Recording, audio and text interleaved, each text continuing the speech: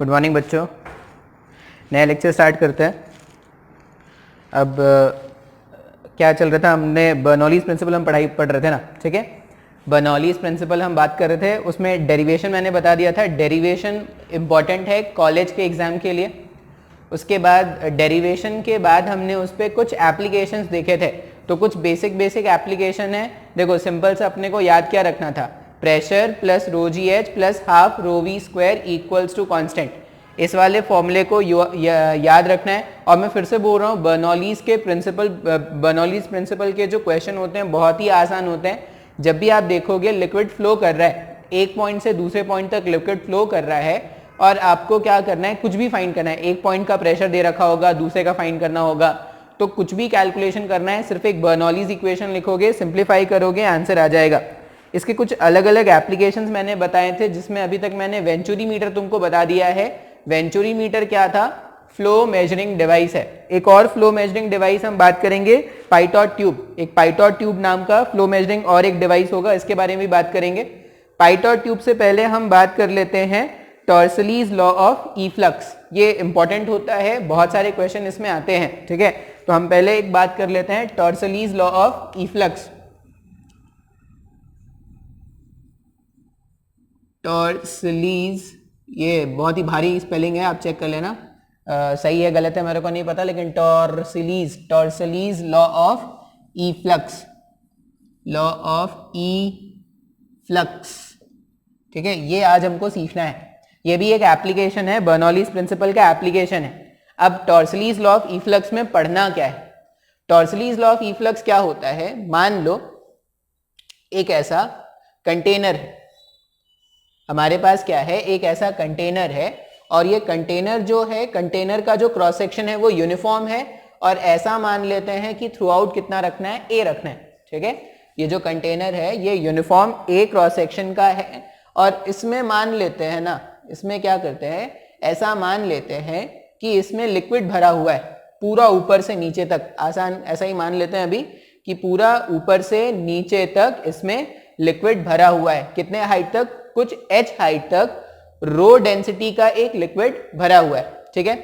अभी इस कंटेनर में क्या करेंगे, यहां पर बॉटम पर एक बहुत ही छोटी सी ओपनिंग बनाने वाले हैं, ठीक है।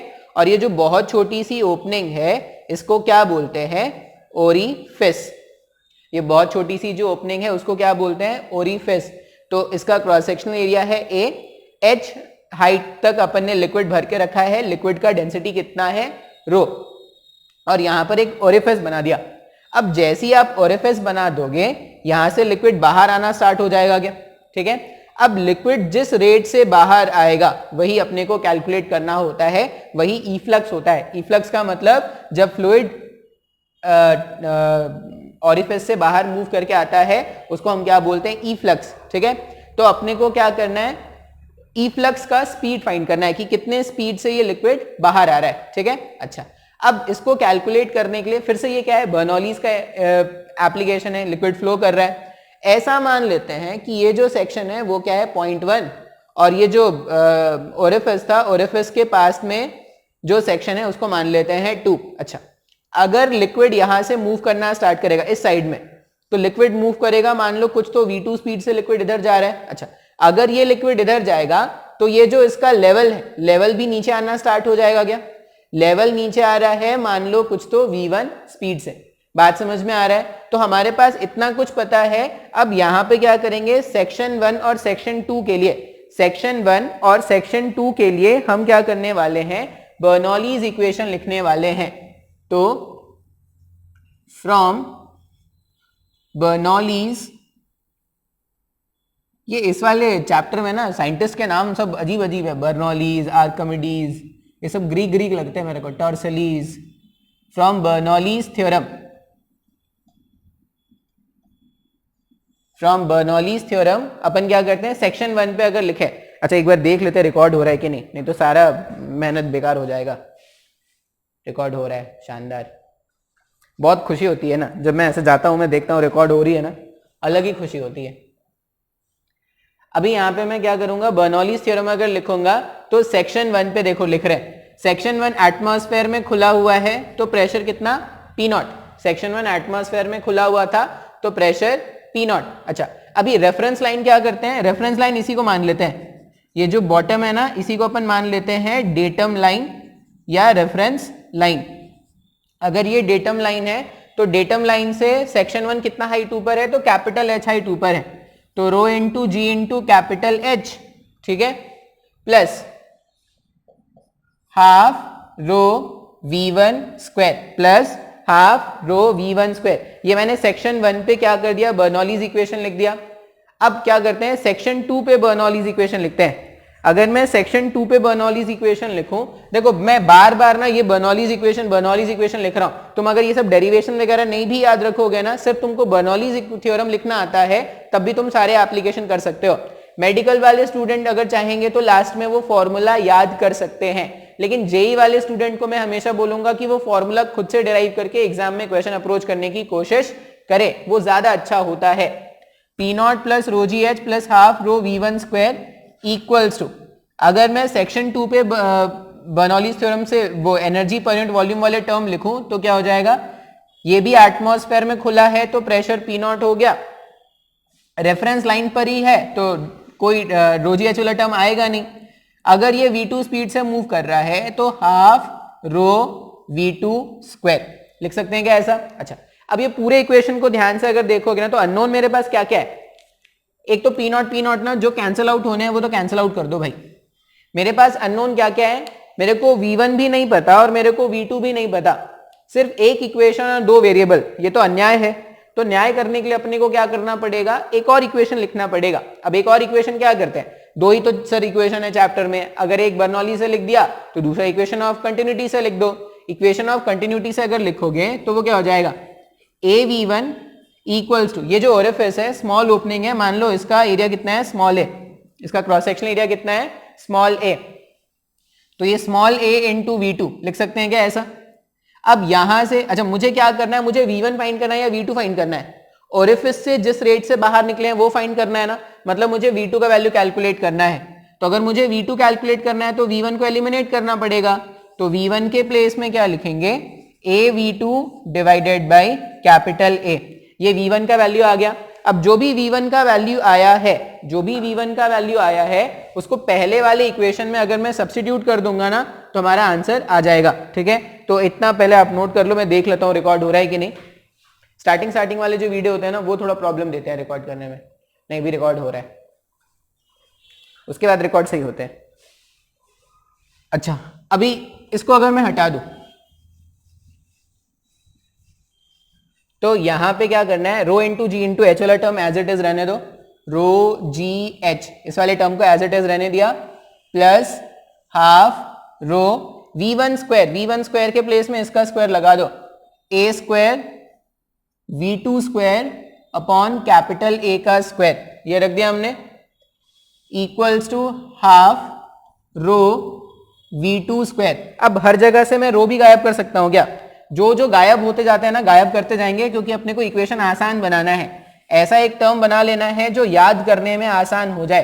तो जो जो कैंसिल हो रहे हैं वो कैंसिल कर दो भाई। तो रो से सब जगह मैंने डिवाइड कर दिया, रो को डिवाइड कर दिया और सबको 2 से मल्टीप्लाई कर दोगे तो ये क्या हो जाएगा, 2 times of g into h, 2 से मल्टीप्लाई करोगे तो रो और बाई 2 कैंसिल हो जाएगा, तो ये A square V2 square upon A square लिख सकते हैं ऐसा, equals to rho by 2 cancel हो गया तो यहां पे आ जाएगा V2 स्क्वायर। इस पूरे टर्म को अगर मैं उधर भेज दूं तो 2GH जो है V2 square common 1 minus A square upon capital A का स्क्वायर, तो V2 स्क्वायर का वैल्यू आ जाएगा 2GH divided by 1 minus A square upon capital A square, ठीक है, ये वैल्यू आ गया।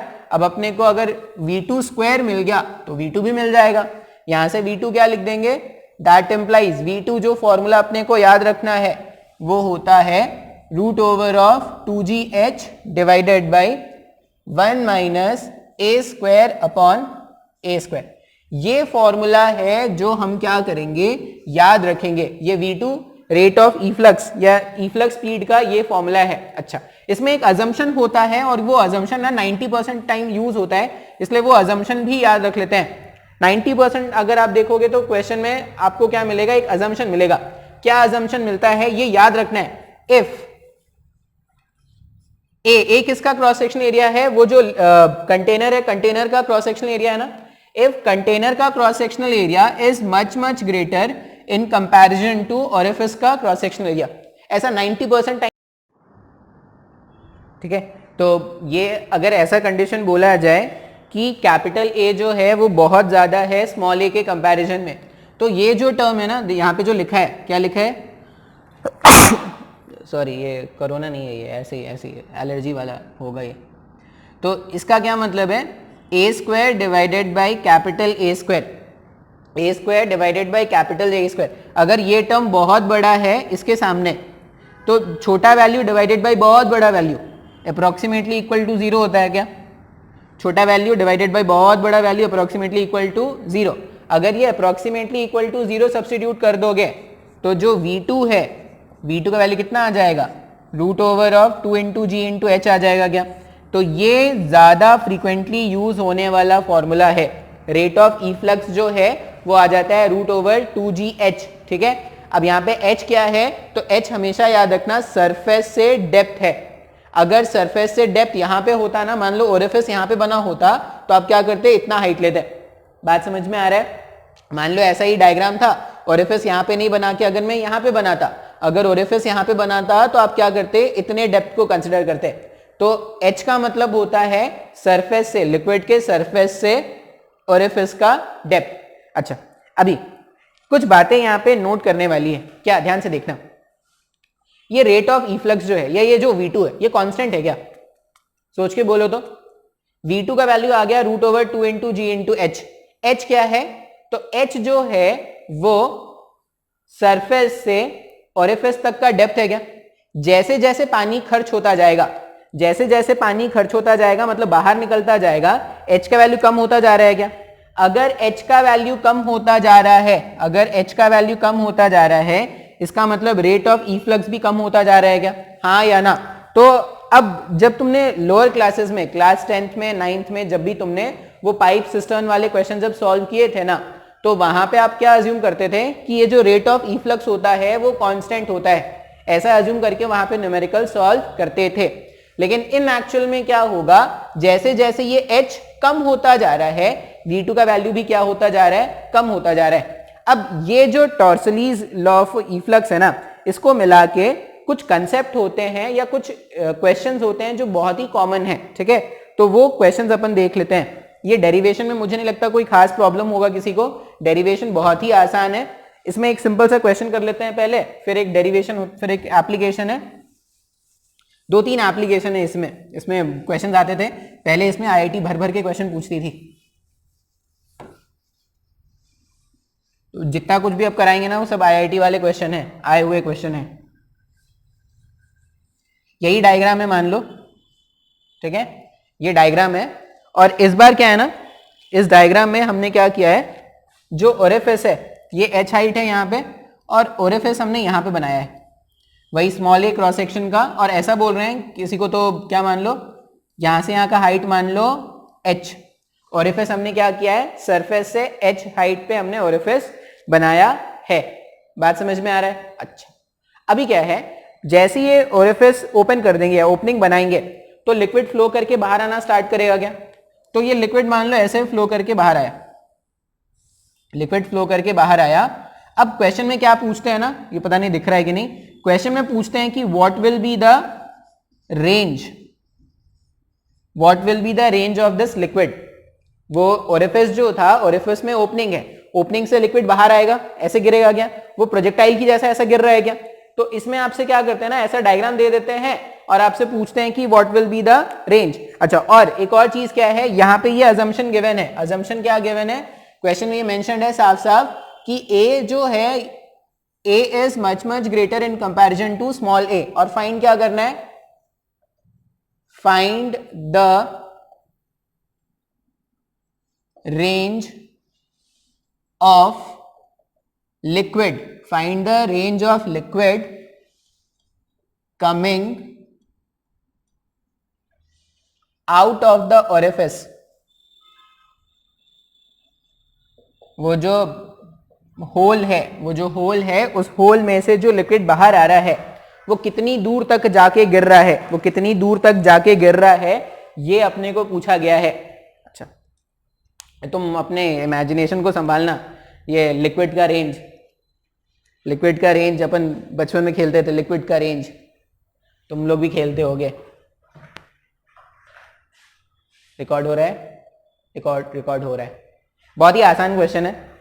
अगर ये अजम्पशन दे रखा है capital A is much greater in comparison to small A, इसका मतलब क्या हो जाएगा?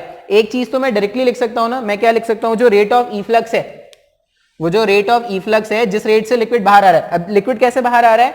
लिक्विड ऐसे बाहर आ रहा है, तो इस इंस्टेंट पे लिक्विड का जो वेलोसिटी है ये v है ना, और ये v हॉरिजॉन्टल डायरेक्शन में है क्या? समय को नहीं समझ में आ रहा है। वो जो होल है, वो जो ओरिफिस बनाया गया है, वो जो ओरिफिस, ये मेरे को क्या करना पड़ रहा है, बार बार अपने साड़ी के जैसे संभाल रहा है। ये कौन सा अभी गाना था, साड़ी वाला था ना गाना, वो साड़ी ऐसे डांस करती है, बड़ो लग के बेटी लोग। मेरे को बार बार अपनी वो माइक का पल्लू मतलब माइक का वायर संभालना पड़ रहा है। गिरूंगा तो नहीं, पर भी देखता हूँ। हाँ, तो अपने को देखो, बिना कैलकुलेट किए अपन v जो है, v को अपन क्या लिख सकते हैं, √2 into g into, अच्छा कैपिटल H या स्मॉल h? कैपिटल H तो नहीं होगा ना इस बार जो भी ओपनिंग है कंटेनर का, उससे ओरिफिस की डेप्थ कितनी है, h है ना, तो यहां पे अपन क्या लिख देंगे, √2 into g into h। बात समझ में आया क्या? अच्छा, अब ये जो भी स्पीड है, ये स्पीड का या इनिशियल वेलोसिटी का हॉरिजॉन्टल कंपोनेंट है क्या? हाँ या ना? अच्छा, हॉरिजॉन्टल वेलोसिटी का वर्टिकल कंपोनेंट कितना है? सर वर्टिकल कंपोनेंट 0 है, क्योंकि लिक्विड जो है वो ओरिफिस से अगर ऐसे बाहर आ रहा है, अगर लिक्विड ऐसे बाहर आया तो वर्टिकल कंपोनेंट कितना? 0। अच्छा, अभी रेंज निकालना है। रेंज निकालने के लिए क्या करते थे, अगर आपको याद हो, प्रोजेक्टाइल में रेंज का मतलब होता था कि एक्स के डायरेक्शन में कितना फॉरवर्ड चले गए, उसी को तो रेंज बोलते थे ना। अच्छा, एक्स के डायरेक्शन में अगर कोई फोर्स नहीं होता था तो एक्स के डायरेक्शन का इनिशियल वेलोसिटी हमेशा कांस्टेंट रखते थे क्या? तो रेंज का फॉर्मूला कुछ तो ऐसा बनता था, ux into time of light. याद है क्या अपने को?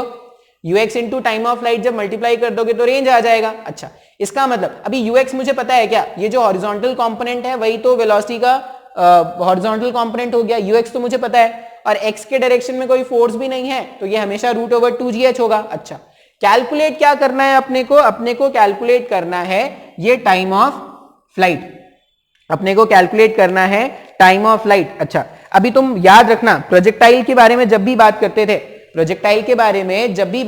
थे तो टाइम ऑफ फ्लाइट कैलकुलेट करने के लिए, टाइम ऑफ फ्लाइट जब भी कैलकुलेट करना है अपने को, तो टाइम ऑफ फ्लाइट के लिए हम क्या करते थे, y के डायरेक्शन के मोशन को एनालाइज करते थे क्या? अच्छा, अभी जब लिक्विड जो है, ये मैंने ब्लू से बनाया है, पता नहीं तुमको दिख रहा है कि नहीं, जब ये लिक्विड यहां से यहां गया तो y में उसको कितना नीचे आना है, y में उसको यहां से यहां आना है क्या? अच्छा, ये पूरा अगर कैपिटल H, ये पूरा अगर स्मॉल h, तो ये जो बचा हुआ कॉलम है, ये जो बचा हुआ कॉलम या डेप्थ होगा, बचा हुआ कॉलम या जो डेप्थ है वो कितना हो जाएगा, h माइनस स्मॉल h लिखेंगे क्या? हाँ या ना?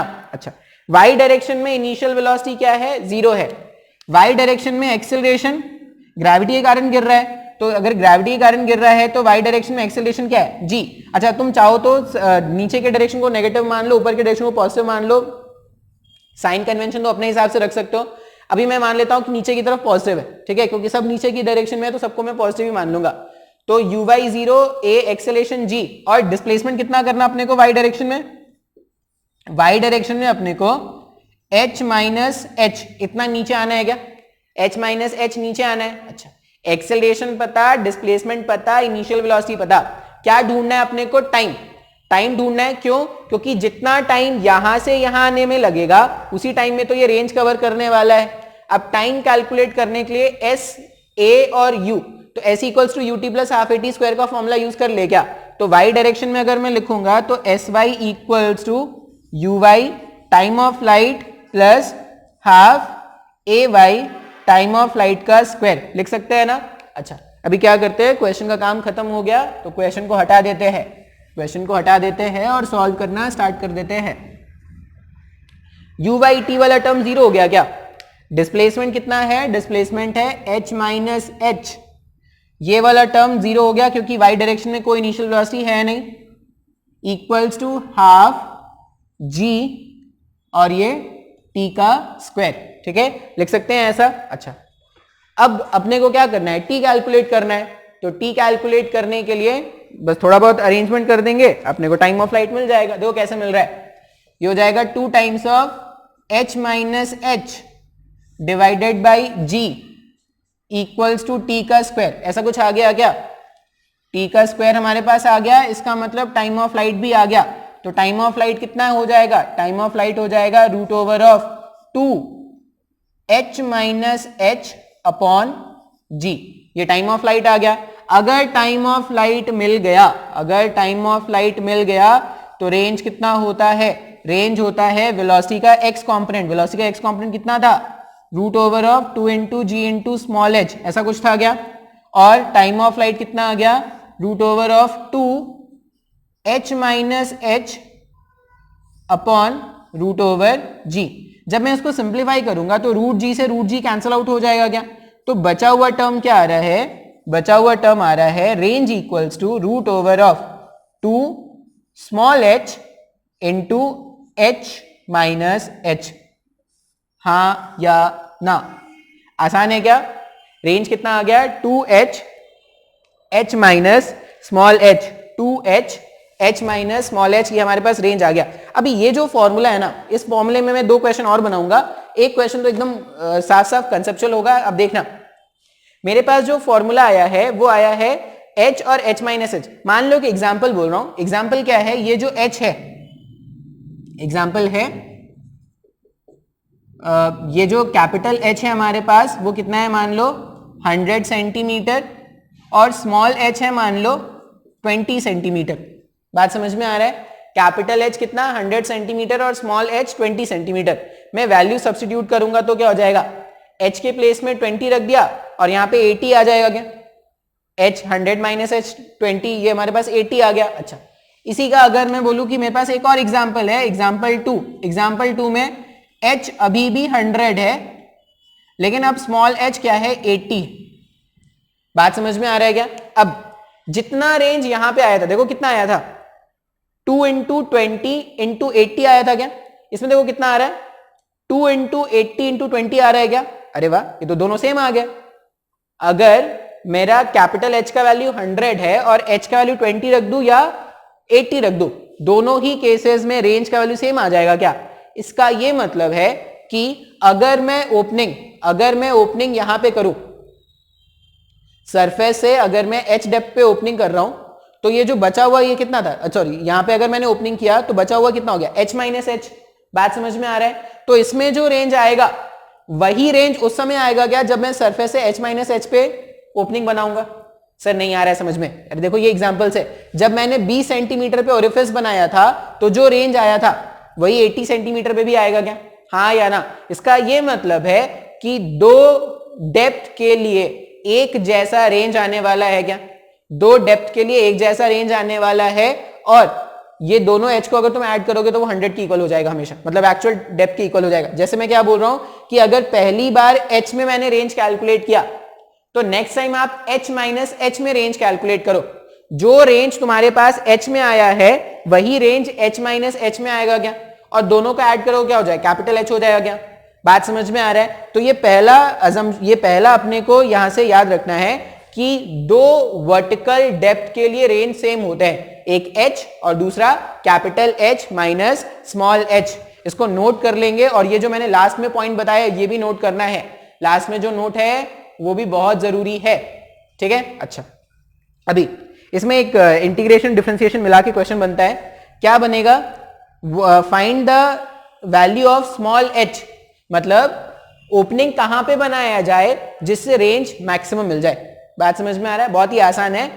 अपन क्या बोलने वाले हैं, मतलब ये मेरे पास रेंज का फॉर्मूला आ गया, इसको एज इट इज रहने देते हैं। आई होप ये एग्जाम्पल तुमको समझ में आया होगा। एग्जाम्पल बहुत जरूरी है समझने के लिए कि अगर कंटेनर है, कंटेनर में दो ऐसे होल बनाए जा सकते हैं दो ऐसे छेद बनाए जा सकते हैं जिसमें क्या हो जाए, रेंज सेम मिल जाए। एक होता है स्मॉल h पे अगर, तो दूसरा होगा h माइनस h पर। अच्छा, एक बार में एक ही होल होना है, ऐसा नहीं कि दो होल बना दिए, बोल रहे सर दोनों से तो सेम नहीं मिल रहा है। एक बार में एक, फर्स्ट वाला अगर h में बनाया तो h को क्लोज करके जब सेकंड वाले में h माइनस h पे बनाओगे तभी आप देखोगे कि लिक्विड जहां पे गिर रहा है, जैसे यहाँ पे h पे यहां गिरा था ना, h माइनस h पे भी यहीं पे गिरता। बात समझ में आ रहा है? अच्छा, ये हो गया range.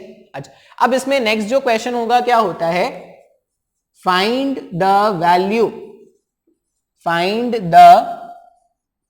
Value of small h, find the value of small h for maximum range.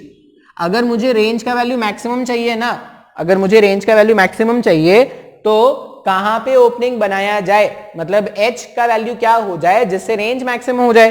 अच्छा, अब अपने को मैक्सिमम मिनिमम का कंसेप्ट याद है क्या? रेंज जो है, ये जो रेंज है वो स्मॉल h के वैल्यू पे इस तरह से डिपेंड कर रहा है, h माइनस h इस तरह से डिपेंड कर रहा है क्या? अच्छा, अब रेंज अगर स्मॉल h के वैल्यू, देखो 2 और कैपिटल H ये तो कांस्टेंट है ना, तो रेंज अगर चेंज कराना है तो स्मॉल h को चेंज कराना पड़ेगा। अच्छा, मैक्सिमम मिनिमम में क्या करते थे, दो बार डिफरेंशिएट करते थे, पहली बार डिफरेंशिएट कर दो, दूसरी बार डिफरेंशिएट करने के बाद कंडीशन चेक करते थे, ऐसा ही कुछ करते थे क्या? और पहली बार जब डिफरेंशिएट किया था उसको जीरो से इक्वेट करने पर अपने को क्या मिलता था, एक वैल्यू मिलता था जिसको सब्स्टिट्यूट करने से मैक्सिमा या मिनिमा आ जाता था। ये मैक्सिमा मिनिमा मैंने बहुत बार पढ़ाया है, अगर तुमको नहीं आता तो अभी इंतजार करना, अभी 11th का लेक्चर जब मैं मैक्सिमम मिनिमम का रिकॉर्ड करूंगा तो आप वहां पे देख लेना चैनल में आके। Range equals to root over of 2h h minus h, ठीक है। अब ये जो रेंज है अगर ये स्मॉल h पे डिपेंड कर रहा है तो हम क्या कर रहे हैं, हम फाइंड कर रहे हैं डी रेंज, रेंज को डिफरेंशिएट कर रहे हैं स्मॉल h के रिस्पेक्ट में। देखो मेडिकल वाले बच्चों के लिए डेरिवेशन नहीं है भाई, मेडिकल वाले बच्चे क्या करेंगे, सिर्फ ये फॉर्मूला याद रखते जाएंगे और क्वेश्चन सॉल्व करेंगे। पैकेज का क्वेश्चन सॉल्व अगर हो गया है तुम लोगों का तो तुम HCV सॉल्व करो। देखो मेडिकल में आपको क्या करना होता है, नंबर ऑफ क्वेश्चन बहुत लगाने हैं। जेई में बच्चे अगर आपको ये सब कंसेप्ट समझ में भी आ गया है तो आपने थोड़ा बहुत कम भी क्वेश्चन लगाया तो चलता है, ठीक है, लेकिन कंसेप्ट की क्लैरिटी होनी बहुत ज्यादा जरूरी है। किस तरह से क्वेश्चन को अप्रोच करना है ये समझ में आना बहुत जरूरी है, अगर ये नहीं आता तो एग्जाम में क्वेश्चन नहीं होने वाले। D range upon D H, D range upon D H जब आप सॉल्व करोगे इसको एच के टर्म्स में डिफरेंशिएट करना है, चेन रूल लगाना पड़ेगा क्या? चेन रूल से अपन क्या करेंगे, इस पूरे को पहले जब डिफरेंशिएट करेंगे तो ये हो जाएगा डिफरेंशिएशन भी, इसमें यहाँ पे बहुत लोग के अभी तोते उड़ने वाले हैं डिफरेंशिएशन देख के, सर ये कहां से आ गया सर ऐसा डिफरेंशिएशन, ऐसा डिफरेंशिएशन तुमने देखा नहीं सर कभी, इस तरह का डिफरेंशिएशन चेन रूल में मैंने कराया है। चेन रूल से अगर मैं डिफरेंशिएशन करूं, इसका डिफरेंशिएशन मैंने किया, पहले रूट के अंदर जो टर्म है उसका डिफरेंशिएशन किया है। अच्छा, फिर क्या करेंगे, रूट के अंदर जो टर्म है उसका डिफरेंशिएशन करना है, तो रूट के अंदर जो टर्म है उसका जब डिफरेंशिएशन करोगे तो 2h h माइनस h है, 2 कांस्टेंट था बाहर निकाल दो, 2 कांस्टेंट था बाहर निकाल दो, h into h minus h, product rule use करना पड़ेगा क्या? प्रोडक्ट रूल के हिसाब से मैंने कैलकुलेशन सही किया ना, कोई मिस्टेक तो नहीं होना चाहिए कैलकुलेशन में, नहीं तो आंसर गलत हो जाएगा भाई साहब। देख लेते हैं, तो प्रोडक्ट रूल के हिसाब से क्या हो जाएगा, h पहली बार क्या करना है, h माइनस h को कांस्टेंट मान लो, h माइनस h को कांस्टेंट मान लो और डिफरेंशिएशन किसका कर दो, h का। जब आप h का डिफरेंशिएशन करोगे तो कितना हो गया, 1 हो गया क्या, ठीक है। इसको हटा देते हैं, प्लस नेक्स्ट टाइम अपन क्या करेंगे, h को कांस्टेंट मान लेंगे और h माइनस h का डिफरेंशिएशन जब करेंगे तो h तो कांस्टेंट हो गया, कुछ नहीं आएगा, स्मॉल h का डिफरेंशिएशन करोगे तो -1 आ जाएगा क्या, ये ब्रैकेट क्लोज्ड। बात समझ में आ रहा है? अब जिसको कैलकुलेशन नहीं आता वो क्या करेंगे, एंड का फॉर्मूला याद रख लेंगे भाई, कैलकुलेशन नहीं आता तो बार बार कोई कैलकुलेशन तो तुमको सिखा नहीं सकता ना। अब मैक्सिमम मिनिमा के लिए इसको एक और बार डिफरेंशिएट करना होता है, लेकिन जब क्वेश्चन में साफ साफ लिखा है कि अपन क्या करने हैं, रेंज का मैक्सिमम वैल्यू ढूंढ रहे हैं, तो चेक करने वाला कंडीशन जो है उस पर हम कोई काम नहीं करेंगे, सीधा इसको क्या कर देंगे, जीरो से इक्वेट कर देंगे। तो 0 equals to 1/2 h minus h root over, यहां पे 2 आ गया, h माइनस h ये हो जाएगा h minus h into 1 as it is रहने दो, और ये माइनस h लिख सकते हैं क्या ऐसा? अच्छा, ये पूरा टर्म अपन इधर भेजेंगे, ये पूरा टर्म अगर अपन इधर भेजेंगे तो वो क्या हो जाएगा? वो हो जाएगा 0। तो बचे हुए टर्म्स क्या क्या हो जाएंगे? 0 equals to 2 times of h minus h, ये माइनस 2h हो गया, 2 मल्टीप्लाई हुआ तो माइनस 4h हो गया क्या? सॉल्व करने पर h का वैल्यू जो है वो कैपिटल H डिवाइडेड बाई 2 आ जाएगा। मतलब जब भी तुमने डेप्थ के आधे में ओरिफिस बनाया होगा, डेप्थ के आधे में कंटेनर का जो हाइट है उसके आधे में अगर तुम ओरिफिस बनाओगे तो जो रेंज आएगा वो क्या आएगा? मैक्सिमम आएगा। बात समझ में आ रहा है? अच्छा, रेंज मैक्सिमम आएगा और उसका वैल्यू क्या हो जाएगा? रेंज का वैल्यू हो जाएगा, यहां पे नहीं, यहां पे लिखते हैं। रेंज का फॉर्मूला क्या था हमारे पास? रेंज का फॉर्मूला था 2 into small h capital H minus h। तो रेंज कितना हो जाएगा? 2 इंटू स्मॉल h कितना है? h by 2 into h minus h by 2, ये वापस से h बाई 2 आ गया, ये 2 से 2 कैंसिल कर दो तो रेंज कितना आ रहा है? h divided by root 2। ठीक है, ये मेरे पास मैक्सिमम रेंज का वैल्यू है। इतने सारे फॉर्मूलाज आए हैं, देखो अब तुम पे डिपेंड करता है। मैंने तुमको डेरिवेशन भी सिखाया है और तुमको मैंने कंसेप्ट भी बताया है। तुम चाहो तो फाइनल रिजल्ट याद कर लो, या तुमको लगता है कि नहीं मेरा मैथ्स अच्छा है मैं खुद से डिराइव कर सकता हूं। ये देखो ऐसा होता है ना भाई, 2-3 बार तुम जब प्रैक्टिस कर लोगे ना तो ये सब डेरिवेशंस याद हो जाते हैं। डेरिवेशंस याद करने का यही तरीका है, आप डेरिवेशंस को जितनी बार प्रैक्टिस करोगे ना डेरिवेशंस उतने अच्छे से आपको याद हो जाएंगे। तो टॉर्सलीज वाले में, ये जो टॉर्सलीज लॉ ऑफ इफ्लक्स है, इसमें मैंने आपको कुछ फॉर्मुलेज बताए हैं जो फॉर्मुलेज बहुत ज्यादा इंपॉर्टेंट है। सबसे पहला फॉर्मूला जो था वो रेट ऑफ इफ्लक्स का था, जो रूट ओवर 2gh आया था अजम्पशन के बाद। अजम्पशन से पहले कितना था? Root over 2gh divided by 1 minus A square upon capital A square, ऐसा कुछ आया था। अजम्पशन के बाद वो रूट ओवर 2gh आ गया था, ये पहला हो गया। उसके बाद दूसरा हमने क्या देखा था? हमने उसमें रेंज का कैलकुलेशन करना सीखा। तो रेंज का वैल्यू कितना आ रहा है? Root over of 2h into capital H minus small h, जहां पे स्मॉल h क्या है? स्मॉल h डेप्थ से ओरिफिस का हाइट है और कैपिटल H क्या है? लिक्विड कॉलम है, कितना लिक्विड भर के रखा है वो। फिर हमने रेंज, मैक्सिमम और ये सब तो क्वेश्चन है। अब एक इसमें क्वेश्चन होगा, ठीक है, ये क्वेश्चन मेडिकल वाले बच्चे नहीं भी देखेंगे तो चलेगा, लेकिन 10 मिनट के बाद आपको क्या करना है? पाइटॉट ट्यूब आपको देखना है। मान लो ये क्वेश्चन आप चाहो तो स्किप कर सकते हो, लेकिन आप पाइटॉट ट्यूब, या पहले क्या करते हैं ना, पहले पाइटॉट ट्यूब बता देते हैं फिर वो क्वेश्चन कराएंगे, ठीक है, उससे आपको आसानी रहेगा। इसी में टॉर्सलीज लॉ ऑफ इफ्लक्स में एक और क्वेश्चन होगा जो प्योरली एडवांस के लिए है। तो पहले अपन पाइटॉट ट्यूब देख लेते हैं जो दोनों के लिए कॉमन है। अब पाइटॉट ट्यूब क्या है? पाइटॉट ट्यूब, हमने वेंचुरी मीटर देखा था क्या? वेंचुरी मीटर क्या था? Venturi meter flow measuring device था ना।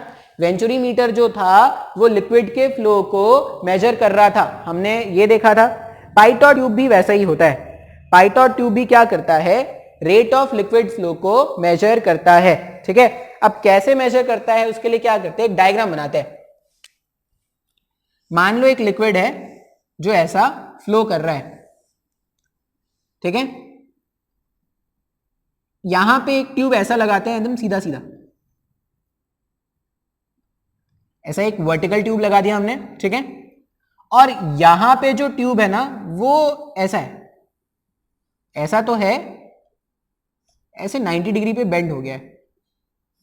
बात समझ में आ रहा है? दोनों का क्रॉस सेक्शन एरिया मैंने सेम रखा है, दोनों का क्रॉस सेक्शन एरिया सेम रखा है। इस वाले ट्यूब को बस अपन ने क्या कर दिया? डायरेक्टली यहां से ऐसे कनेक्ट कर दिया, और इस वाले ट्यूब को अपन ने बेंड करके ऐसे कनेक्ट कर दिया है। बात समझ में आ रहा है? फिर दोनों को क्या कर दिया है? दोनों ऐसे कनेक्टेड होते हैं। इस तरह का अरेंजमेंट होता है।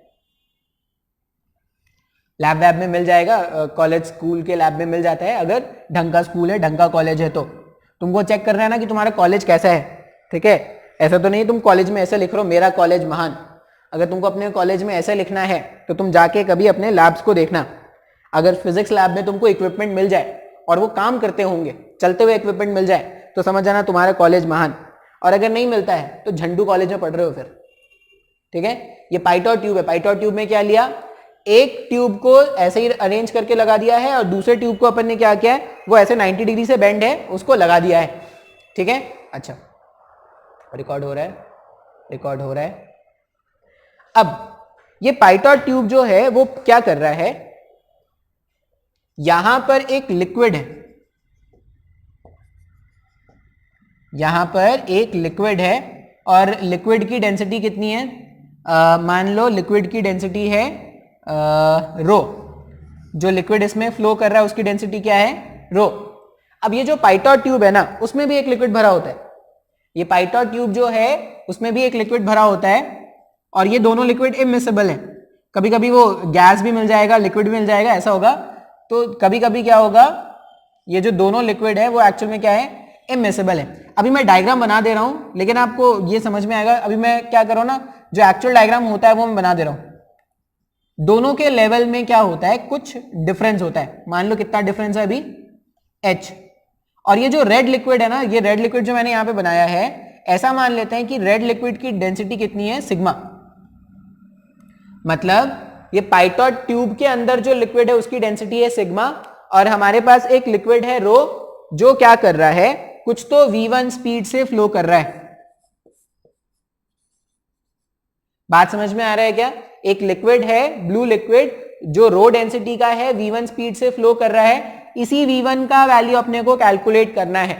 अब ये जो पाइटॉट ट्यूब है, अब ये जो पाइटॉट ट्यूब है, पाइटॉट ट्यूब में क्या है, एक रेड लिक्विड भरा हुआ है जिसकी डेंसिटी कितनी है, जिसकी डेंसिटी है सिग्मा।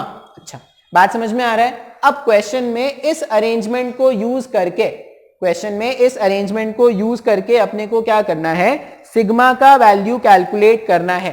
ध्यान से देखो कैसे कैलकुलेट करेंगे।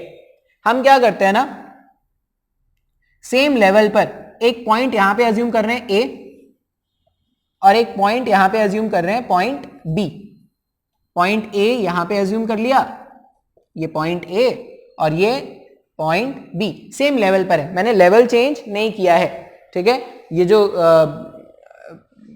कंटेनर या जो डेटम लाइन होता वो क्या है, मान लो डेटम लाइन यही है, ये ब्लू से मैंने मार्क कर दिया डेटम लाइन, नहीं ब्लू नहीं, क्या बोलते हैं इसको, green green green green, sorry colour blindness हो रहा है मेरे को।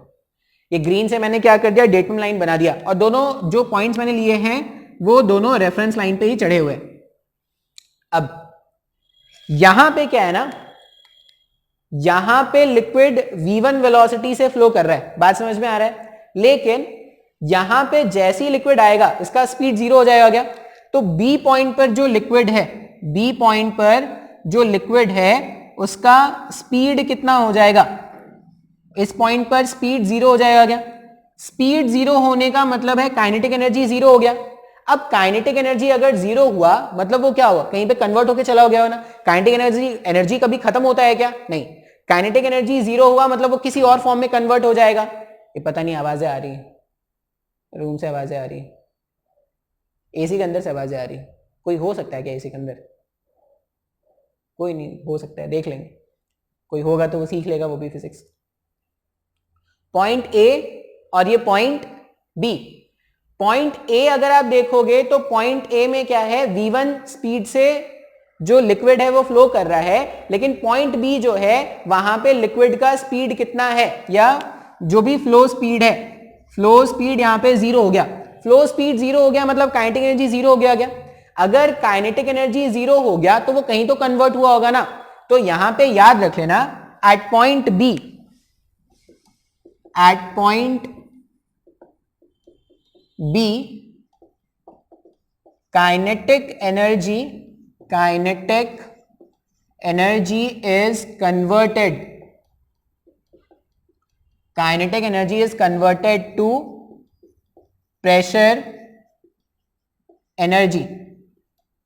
ठीक है, काइनेटिक एनर्जी जो होगा वो क्या होगा, प्रेशर एनर्जी में कन्वर्ट हो जाता है। इसका ये मतलब है, इतना भारी भरकम नहीं भी अगर तुम याद रखोगे, इसका ये मतलब देखो यहां पे कुछ प्रेशर है ना Pa, ये अगर पॉइंट A है तो यहां पे कुछ प्रेशर है Pa। अब Pa प्रेशर के कारण लिक्विड यहां पे राइज करना स्टार्ट करेगा। यहां पे अगर प्रेशर Pa है तो लिक्विड राइज करना स्टार्ट करेगा। मान लो लिक्विड कितना राइज कर रहा है, लिक्विड राइज कर रहा है, इसको मैं लिख रहा हूं HS, इसको बोलते हैं स्टैटिक प्रेशर। क्यों बोलते हैं बात समझ में आएगा अभी। यहां पे because of the pressure PA pressure के कारण लिक्विड जो होगा वो HS हाइट ऊपर चढ़ना स्टार्ट हो जाएगा इस मैनोमीटर में। अच्छा, यहां पे B पॉइंट पे जो प्रेशर है B पॉइंट पर जो प्रेशर है वो क्या है, इसके कारण तो है ये PA प्रेशर, तो यहां जैसा प्रेशर यहां पे वैसा प्रेशर यहां पे भी होगा ना, दोनों सेम डेप्थ पे है, लेकिन जो काइनेटिक एनर्जी कन्वर्ट हुआ उसके कारण B पॉइंट का प्रेशर और बढ़ जाएगा। क्या समय को नहीं समझ में आ रहा है, ध्यान से देखो भाई, डेटम लाइन से अगर दोनों एक ही हाइट पर हैं या एक ही लेवल पर हैं तो जितना प्रेशर A पॉइंट पर है उतना तो B पर होगा ही, उतना तो होगा ही, लेकिन B पॉइंट पर एक और काम हुआ है। B पॉइंट पर क्या हुआ है, B पॉइंट का जो काइनेटिक एनर्जी था वो प्रेशर एनर्जी में कन्वर्ट हो गया है। क्या, तो अगर B पॉइंट का काइनेटिक एनर्जी प्रेशर एनर्जी में कन्वर्ट हो गया, मतलब प्रेशर एट पॉइंट B जो होगा वो ग्रेटर हो जाएगा क्या प्रेशर एट पॉइंट A। समय को नहीं समझ में आ रहा है कुछ भी, डायग्राम ध्यान से देखो और आपको समझ में आएगा भाई, इतना कोई मुश्किल थोड़ी है। A पॉइंट पर लिक्विड फ्लो कर रहा है, देखो अगर डेटम लाइन दोनों में एक जैसा है, तो रो इंटू GH वाला टर्म तो लिखेंगे नहीं ना, तो रो इंटू GH वाला टर्म गायब कर दो। यहां पे क्या लिखोगे, यहां पे प्रेशर है, प्रेशर के कारण लिक्विड क्या करेगा, ऊपर चढ़ना स्टार्ट करेगा। कितना चढ़ा, मान लो HS चढ़ा। अब यहां पे जितना प्रेशर यहां पे उतना यहां पे तो होता, तो यहां पे भी HS चढ़ता, लेकिन ये HS से स्मॉल h और ज्यादा चढ़ रहा है। क्यों चढ़ रहा है, क्योंकि यहां पे जो काइनेटिक एनर्जी था वो प्रेशर एनर्जी में कन्वर्ट हो गया। क्या, तो यहां पे जो कॉलम होता है ना, या यहां पे जो प्रेशर होता है इसको क्या बोलते हैं, डायनेमिक प्रेशर, और इस कॉलम के हाइट को अपन क्या बोल रहे हैं, H डायनेमिक। ये मेरे पास स्टैटिक प्रेशर हेड हो गया HS, प्रेशर हेड मैंने सिखाया था, वो प्रेशर को रो इंटू जी से जब डिवाइड करते हो प्रेशर हेड, ऐसा कुछ आया था क्या, प्रेशर हेड। और इसको क्या बोलते हैं, ये डायनेमिक प्रेशर के कारण है तो इसको क्या बोलते हैं, HD। सर ये बहुत मुश्किल लग रहा है सर, कोई मुश्किल नहीं है भाई, यहां पे सिर्फ प्रेशर के कारण HS चढ़ रहा है, यहां पे HS प्लस H चढ़ेगा जिसको हम क्या बोल रहे हैं, डायनेमिक प्रेशर हेड। अब अगर मैं बोलूं तो ये जो मैनोमीटर है इसमें मार्क्स बने होते हैं ना, अगर मार्क बने हुए हैं तो यहां पे प्रेशर B है, यहां पे प्रेशर A है, इतना H एक्स्ट्रा हाइट है। क्या, because of this extra height जो प्रेशर का डिफरेंस होगा PB माइनस PA वो क्या हो जाएगा, यहां पे जो लिक्विड है उसका डेंसिटी है sigma into G into small h, लिख सकते हैं क्या, समय को नहीं समझ में आई है। देखो भाई, यहां से यहां तक HS है, यहां से यहां तक HS है, ये जो एक्स्ट्रा H हाइट का लिक्विड है उसी कारण यहां पे एक्स्ट्रा प्रेशर हो रहा है। क्या, तो PB माइनस PA को अपन क्या लिख देंगे, सिग्मा G इंटू H लिख देंगे।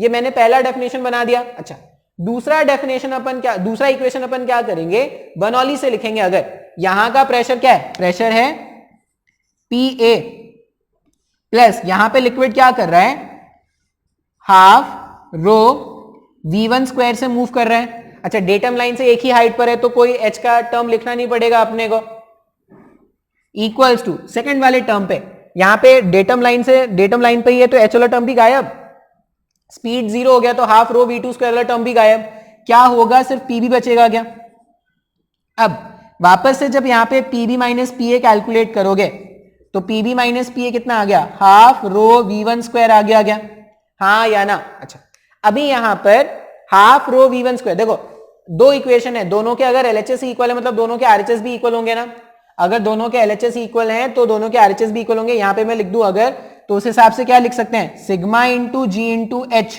सिग्मा GH, इसका वैल्यू क्या है, हाफ रो V1 स्क्वायर के बराबर हो गया ना। जब आप इसको सिंप्लीफाई कर लोगे तो कितना आ जाएगा, 2 sigma GH divided by rho, ये V1 स्क्वायर हो गया तो आंसर हो जाएगा ये हमारे पास पाइटॉट ट्यूब है। पाइटॉट ट्यूब को हमने यूज करके क्या किया, फ्लो रेट मेजर किया। तो इस तरह से पाइटॉट ट्यूब काम करता है। पाइटॉट ट्यूब काम कैसे करता है, तो स्टैटिक प्रेशर और डायनेमिक प्रेशर में जो डिफरेंस होता है उसको कैलकुलेट कर लेते हैं, बर्नौलीज इक्वेशन लिखते हैं, सिंप्लीफाई करते हैं, सॉल्व करने पे अपने पास आंसर आ जाता है। तो आई होप ये पाइटॉट ट्यूब तुमको समझ में आया होगा। देखो बहुत सारे एप्लीकेशन है, भर के एप्लीकेशन है, साइफोन है, ये है वो है, अलग अलग बहुत सारे एप्लीकेशन है। जब भी बर्नौलीज प्रिंसिपल के एप्लीकेशन आएंगे तो कुछ नहीं करना, दो इक्वेशन लिखना होता है भाई। एक इक्वेशन आप लिखते हो इक्वेशन ऑफ कंटिन्यूटी से, दूसरा इक्वेशन आप लिखोगे बर्नौली से, और कभी कभी अगर ये मैनोमीटर टाइप का अरेंजमेंट मिलना स्टार्ट हो जाए, मैनोमीटर का अरेंजमेंट तुमको वेंचुरी मीटर में भी मिला था, मैनोमीटर का अरेंजमेंट मिलना स्टार्ट हो जाए तो वहां पे क्या कर लोगे, प्रेशर डिफरेंस के लिए देख लेना कि जो लिक्विड भरा हुआ है उसका डेंसिटी इंटू जी और जो भी हाइट के कॉलम का डिफरेंस है। कर सकते हैं क्या इतना? ये पाइटॉट ट्यूब हो गया। तो बर्नौलीज प्रिंसिपल मैंने खत्म कर दिया है मेडिकल वाले स्टूडेंट्स के लिए, मेडिकल वाले स्टूडेंट्स के लिए बर्नौलीज प्रिंसिपल खत्म हो गया है। अब तुम बोलोगे सर आपने क्वेश्चन तो कराया ही नहीं, ये जो मैं करा रहा हूं ये क्वेश्चन ही है। अगर तुमको ये सब याद रहेगा ना तो तुम इसको डायरेक्टली पुट करके क्वेश्चन में सॉल्व करना स्टार्ट कर सकते हो। बात समझ में आया क्या? अच्छा, अभी 15-20 मिनट का मैं लेक्चर और लूंगा जेई के लिए। मेडिकल वालों के लिए बर्नौलीज प्रिंसिपल खत्म हो गया, तो मेरा चैप्टर फ्लूइड का सेक्शन 2 भी खत्म हो गया। नेक्स्ट सेक्शन बच रहा है विस्कोसिटी। विस्कोसिटी नेक्स्ट सेक्शन होगा जो नेक्स्ट वाले लेक्चर्स में अपन स्टार्ट करेंगे। इस संडे को एसएचएम में टेस्ट है तो पढ़ लेना थोड़ा बहुत। तुम डाउट्स होता है तो डाउट्स पूछ सकते हो भाई। देखो कैलकुलेशन तुमको खुद से करना पड़ेगा, तुम अगर प्रॉब्लम नहीं सॉल्व कर रहे हो तो बहुत प्रॉब्लम में फंस जाओगे, ठीक है?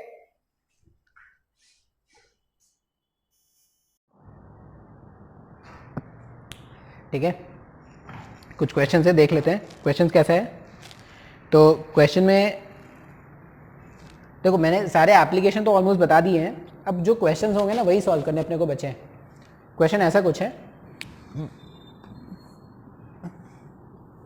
वही कंटेनर है, पुराना कंटेनर, यहाँ पे एक ओपनिंग जिसको ओरिफिस बोलते हैं, ठीक है, और h हाइट तक इसमें लिक्विड भरा हुआ है, ठीक है, h हाइट तक लिक्विड भरा हुआ है, ऐसे पूरा लिक्विड भर के रखा है। और अजम्पशन फिर से क्या अजम्पशन दे रखा है? अजम्पशन ये दे रखा है कि कैपिटल A जो है, capital A is much much greater than small a, ये अजम्पशन दे रखा है। और क्वेश्चन में ये पूछा गया है, अब अगर ऐसा अजम्पशन है और ये ओरिफिस जैसी ओपन अगर मैं चालू कर दूँ ओरिफिस को तो लिक्विड यहाँ से मूव करके बाहर जाना स्टार्ट करेगा क्या? अच्छा, अगर लिक्विड मूव करके बाहर जा रहा है तो ये टैंक जो है या ये जो कंटेनर है वो एम्प्टी हो जाएगा। तो आपसे यही पूछा गया है, क्वेश्चन में पूछा गया है फाइंड द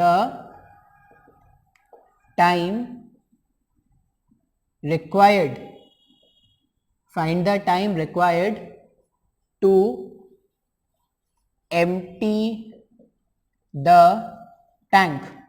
टैंक को खाली होने में, टैंक को खाली होने में जो टाइम लगेगा वो अपने से पूछा गया है। अभी हमने क्या देखा था कि जो स्पीड आया है, रेट ऑफ इफ्लक्स जो आता था वो कितना आता था? रूट ओवर 2 इंटू जी इंटू, इस केस में कैपिटल H या ऐसे रूट ओवर 2 इंटू जी इंटू एच। अब ये जो स्मॉल h होता था वो क्या होता था? टॉप से ओरिफिस का सेपरेशन होता था, ऐसे कुछ होता था। अब ये h जो है वो कांस्टेंट है या वेरिएबल है? वो वेरिएबल है क्या?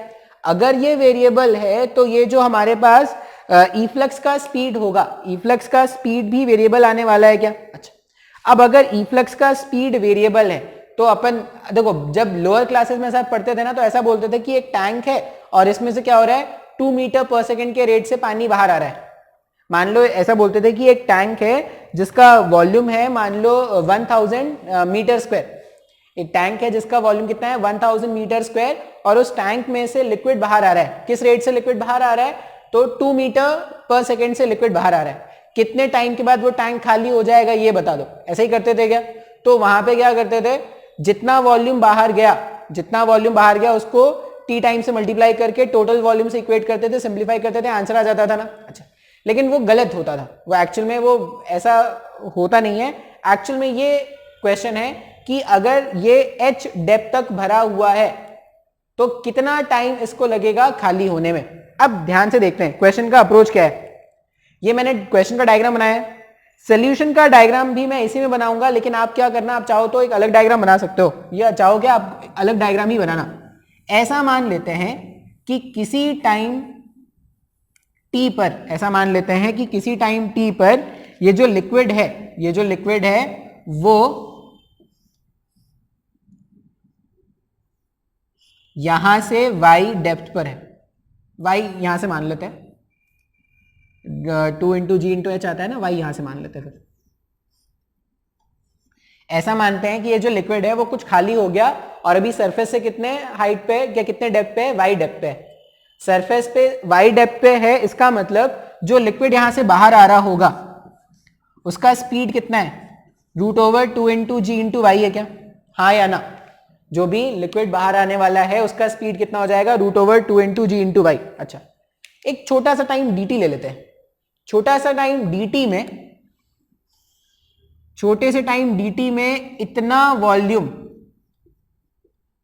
वॉल्यूम ऑफ लिक्विड बाहर चला जाएगा क्या, जिसका मैंने कॉलम हाइट कितना रख दिया, dy। मैंने बोला एक छोटा सा टाइम मान लो dt, इस छोटे से dt टाइम पर ये dy कॉलम नीचे आ जाएगा क्या, हाँ या ना? ये जो लिक्विड है वो dy कॉलम नीचे आ गया, y कॉलम पे पहले था, अभी dt टाइम पे dy कॉलम और बाहर, dy कॉलम जो है वो और कम हो गया। अच्छा, ये जो कॉलम कम हुआ है उतना ही लिक्विड तो बाहर चला गया होगा ना, तो dt टाइम पे जो लिक्विड इसमें से बाहर गया और dt टाइम में जो लेवल यहां पे कम हुआ वो दोनों सेम होंगे क्या? तो अपन ऐसा लिख सकते हैं ना, decrease in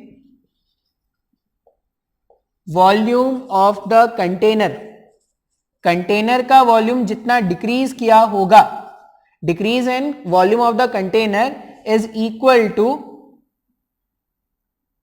fluid, is equal to volume of the fluid, volume of the fluid moving out of the orifice. ऐसा बोल सकते हैं क्या, जितना लिक्विड कॉलम वहां से कम हुआ है उतना ही वॉल्यूम तो ऑरिफिस से बाहर हुआ ना।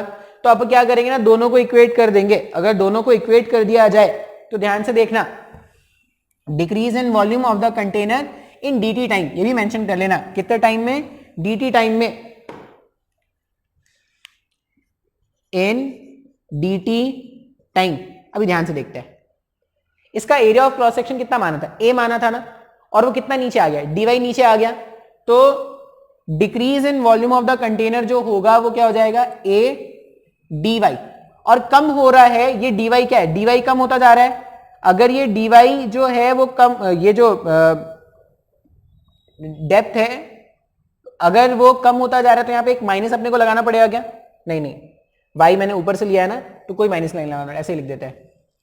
y अगर ऊपर से लेते हैं ना तब माइनस लगाना पड़ता है, ठीक है। y तो इंक्रीज हो रहा है, dy इंक्रीज होगा, तो यहां पे अगर मैं बोलूं तो ये क्या हो जाएगा, a इंटू dy, इस तरह से लिख सकते हैं क्या, बात समझ में आ रहा है। कितना वॉल्यूम खर्च हुआ, तो area of cross section into dy, इतना वॉल्यूम खर्च हुआ ना। जो भी वॉल्यूम खर्च हुआ है वही तो ओरिफिस से बाहर गया होगा। अच्छा, ओरिफिस से बाहर गया, अब ओरिफिस से जो वॉल्यूम बाहर गया वो क्या हो जाएगा, एरिया इंटू लेंथ। अब कितना लिक्विड dt टाइम पे बाहर गया होगा वो क्या हो जाएगा, इसका स्पीड, जिस रेट से लिक्विड बाहर जा रहा होगा इंटू टाइम, उतना लेंथ ऑफ लिक्विड बाहर चला गया होगा क्या। जैसे अगर मैं बोलूं कि 2 मीटर पर सेकेंड, इसका मतलब 1 सेकेंड में 2 मीटर का लिक्विड जो होगा वो बाहर चला गया होगा। तो dt टाइम में कितना लिक्विड बाहर गया होगा उसको ऐसा लिख सकते हैं क्या, a into √2gy dt। Sir मेरे को नहीं समझ में आया सर, ध्यान से देखो भाई, बहुत ही आसान है, कोई मुश्किल नहीं है। अपन ने क्या बोला कि यहां से यहां y मान लिया किसी इंस्टेंट पे, ऐसा मान लो कि डेप्थ कितना बच रहा है y, और फर्दर dy वॉल्यूम बाहर चला गया dt टाइम पे। अगर और फर्दर dy वॉल्यूम बाहर चला गया तो वॉल्यूम जो कम हुआ कंटेनर में वो कितना है, a dy। जितना कंटेनर में कम हुआ होगा उतना ही तो ओरिफिस से बाहर निकला होगा ना। तो ओरिफिस से जो बाहर निकला है वो क्या है, a क्रॉस सेक्शन से बाहर निकल रहा है, और कितना लेंथ बाहर निकला तो स्पीड इंटू dt कर देंगे क्या, बात समझ में आ रहा है। अच्छा, अब इंटीग्रेशन करके देखते हैं। इंटीग्रेशन करने के लिए वेरिएबल्स को सेपरेट करना पड़ेगा, तो यहां पे क्या कर दो, dy और √2gy वाला टर्म को एक साथ रख दो, dy अपॉन √2gy वाला टर्म को एक साथ रख दो, a divided by capital A into dt लिख सकते हैं क्या ऐसा, a divided by capital A into dt। अब जब इसका इंटीग्रेशन करना पड़ेगा तो 1/√2g ये कांस्टेंट है क्या, 1 upon root over 2g constant है, dy upon root Y, dy upon root Y, तो y to the power minus 1/2 का इंटीग्रेशन है क्या, y to the power minus 1/2 का जब मैं इंटीग्रेशन करूंगा तो इंटीग्रेशन में क्या करते हैं +1 और जो भी आता है उसको डिवाइड कर देते हैं। तो जब आप इसको ये करोगे सिंप्लीफाई करोगे तो रूट वाई इधर आ जाएगा और यहां पे क्या हो जाएगा 1/2। सर मेरे को ये नहीं समझ में आया, रूट वाई का जब आप इंटीग्रेशन करोगे तो ऐसा ही कुछ आएगा क्या, रूट वाई का मैंने इंटीग्रेशन यहां पे क्या कर रहे हैं इंटीग्रेटिंग बोथ साइड, ए और कैपिटल ए मैंने कांस्टेंट बाहर निकाल दिया और यहां पे dt का इंटीग्रेशन करते तो क्या हो जाता t हो जाता क्या। अच्छा अब लिमिट से वो कैसे पुट करेंगे, जब टाइम का वैल्यू 0 है तो y कितना है, y 0 है क्या, जब टाइम एम्प्टी हो गया t टाइम पे एम्प्टी हो गया तो y का वैल्यू कितना हो गया h हो गया क्या। तो जब dt का इंटीग्रेशन करोगे यहां पे लिमिट्स क्या करना है 0 से t तक पुट करना है, यहां पे y का लिमिट्स पुट करोगे तो क्या करोगे 0 से h तक पुट करोगे। अब सिंप्लीफाई करते हैं, बस लिमिट्स डाल देंगे सिंप्लीफाई कर देंगे आंसर आ जाएगा। देखो यहां पे ये 2 और ये √2 इसको मैं ना एक करके क्या लिख सकता हूं, लिख सकते हैं ना ऐसा, 2 और √2 कैंसिल कर दिया तो √2 अपॉन जी। अच्छा अपर लिमिट में √h हो जाएगा, लोअर लिमिट में तो कुछ आएगा नहीं तो ये √h इधर ही आ गया क्या, पूरा एक साथ लिख दिया, equals to a divided by capital A into T. तो जब आप इसको सिंप्लीफाई कर दोगे तो t कितना आ रहा है, t आ रहा है a upon small a root over 2h upon g। इस रेट से जो लिक्विड है वो क्या होगा बाहर जाएगा। अब ध्यान से देखना ये a क्रॉस सेक्शन एरिया जितना ज्यादा हो जाएगा टाइम क्या उतना कम हो जाएगा ना, इनवर्स रिलेशन है क्या, हाँ या ना। और ये जो कंटेनर का एरिया है, कंटेनर का एरिया जितना ज्यादा होगा उतना ज्यादा टाइम लगेगा एम्प्टी होने में। तो इस तरह के क्वेश्चंस आते हैं मेंस में, पूछ लेते हैं कि अगर इसका एरिया बढ़ा दोगे तो क्या होगा, एरिया बढ़ा दोगे तो भाई लॉजिकल सा बात है ज्यादा एरिया हो जाएगा तो जल्दी खाली हो जाएगा, तो जल्दी खाली कैसे हो जा रहा है, तो इस तरह के रिलेशन से हो जाएगा। अब बोलोगे सर आपने इस बार ऐसा क्यों नहीं माना, a डिवाइडेड बाई a को आपने इस बार 0 क्यों नहीं माना, अगर आप ऐसा बोल रहे हो तो इससे पहले वाले जब अपन ने यूज किया था तो a² अपॉन कैपिटल A² था इसलिए अपन ने 0 माना था। अभी यहाँ पे इतना भी अप्रोक्सीमेट नहीं होता कि 0 मान ले, इसलिए ऐसे ही रहने देंगे, ठीक है। तो ये मेरे पास बर्नौलीज प्रिंसिपल है और बर्नौलीज प्रिंसिपल में इसके एप्लीकेशंस हैं। बात समझ में आ रहा है क्या। अब तुमको क्या करना है, तुमको HCV सॉल्व करना है। विस्कोसिटी, जहां पे भी विस्कोसिटी वाला टर्म लिखा होगा उसके अलावा जितने भी क्वेश्चंस हैं वो सारे के सारे क्वेश्चंस हो जाने चाहिए। फ्लूइड बहुत ही आसान सा चैप्टर है, फ्लूइड आसान होगा क्यों, क्योंकि जितना कंसेप्ट है उतने ही न्यूमेरिकल भी हैं, उसे कोई ज्यादा न्यूमेरिकल नहीं है। तो आपको HCV कंप्लीट करना है। बात समझ में आ रहा है क्या। जहां पे भी अब तुम जैसे ही तुम अगर अपने बुक्स को देखोगे ना तो जहां पे भी तुमको विस्कोसिटी वाला वर्ड लिखा हुआ मिल जाए, ठीक है, विस्कोसिटी ऐसे अगर लिखा है नॉन विस्कस उस तरह के क्वेश्चन आप सॉल्व कर सकते हो। जहां पे भी तुमको विस्कोसिटी टर्म लिखा मिल जाए आप समझ जाना कि वो क्वेश्चन को छोड़ देना है, वो क्वेश्चन को छोड़ के बाकी तुम सारे क्वेश्चन सॉल्व कर सकते हो। तो इतना ही हमारे पास बर्नौलीज प्रिंसिपल में है। नेक्स्ट लेसन में या नेक्स्ट अपन टॉपिक में क्या करेंगे, विस्कोसिटी स्टार्ट करेंगे। तो अब मेरे को लगता है 3 से 4 लेक्चर में ये चैप्टर हमारा जो होगा वो खत्म हो जाएगा। विस्कोसिटी और सरफेस टेंशन 2 टॉपिक बचे हैं।